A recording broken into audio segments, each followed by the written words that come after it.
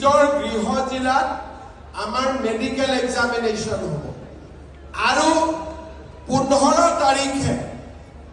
আমি 10 তাৰিখে আমি নিজৰ পোষ্টিং ম্যাক্সিমামৰ গৃহ জিলাতে আছে যাৰ ওচৰৰ জিলাত পোষ্টিং আছে পোষ্টিংত যাব লাগিব আৰু তাৰ পিছত আপোনালোকক আমি ট্ৰেইনিংৰ বাবে মাতিম আৰু আপোনালোকৰ ট্ৰেইনিং আমাৰ নিজৰ বেটেলিয়নতো হ'ব